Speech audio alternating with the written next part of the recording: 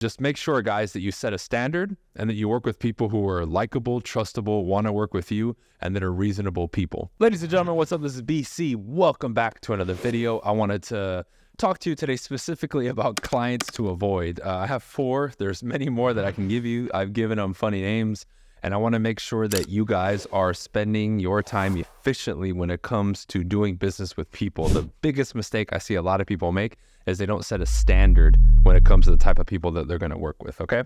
So, number one is the control freak, okay? This is the client that wants to call the shots, doesn't want to follow your process, and basically thinks that they know better than you, and that even though you have your process and things built out, they're going to say, no, we're going to do it this way, right? Think of, as an example, a buyer who doesn't want to cooperate with your process. You know, they want to skip steps. They don't want to do this. They don't want to do that. Same thing with the seller, right? You give them a time frame, what you're going to do step by step, and they want to say, no, we're going to do this. We're going to do that.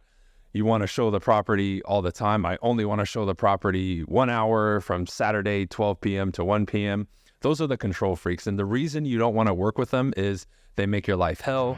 They complain all the time, right? They don't let you follow your process and do exactly what you need to do to get the home sold, right? So again, whether you're in real estate or not, I think a lot of these things apply, but the person who doesn't let you follow your process and wants to basically call the shots themselves is most definitely somebody you don't want to work with, okay? Number 2 is the doomsday client. I call them the doomsday client because everything is pessimistic, everything is negatively framed. They don't think anything's going to work out.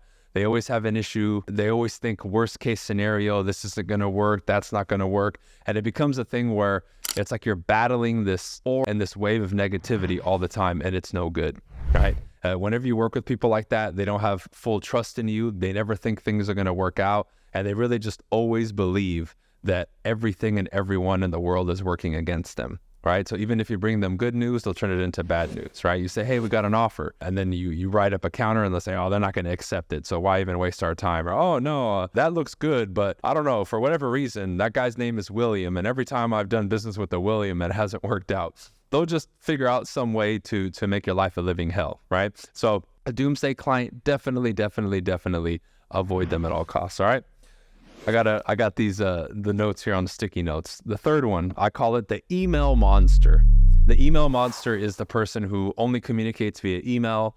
They'll say, send me your pitch, send me the numbers, send me everything. They'll refuse to talk to you, and everything has to be through email, like zero communication, right? They'll even probably email you and 5 other people, 5 other agents, and they basically want to funnel everything in through email, tell me what you're going to do and this and that. That is a complete waste of time. How do I know this, guys? From experience. When I first started out and I would get people like that, I would do that. It never worked out.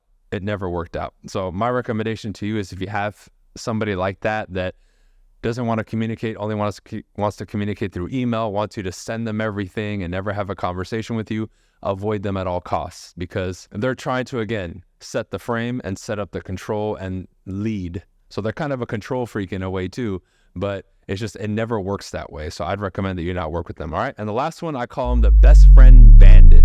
The best friend bandit is basically the person who, like in this case in real estate, they have their friend, their cousin, their neighbor who's the super good one, right? The professional, and everything has to be run by them. Like they have to ask them, or they have their way of thinking based on what that person told them. So if you say something different or do something different, it's either automatically wrong or they question it like crazy, right? And you want to avoid them because, again, they're not making the decision, their best friend is. And of course, if they're in the same industry as you think they're going to support that neighbor of theirs or friend working with you? Of course not. They're always going to bicker, complain. They might even be present if you do presentations. I've had it happen to me before, right?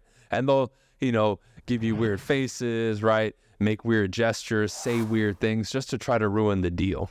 And I call them the best friend bandit because they're a bandit, right? They're there to cause problems. They're there to rob and pillage and not do well.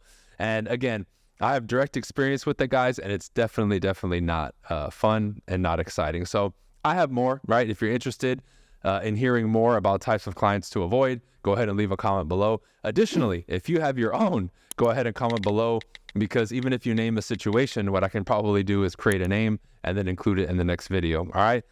Just make sure, guys, that you set a standard and that you work with people who are likable, trustable, want to work with you, and that are reasonable people, right? I find a lot of times, especially for newer people, or if you're coming through hard times, we want to just go for everybody. But when you don't have the standard and you work with these type of people, it makes you not want to be in the business. It kills a lot of your time, your energy, and your resources, and you just don't want it to happen, okay?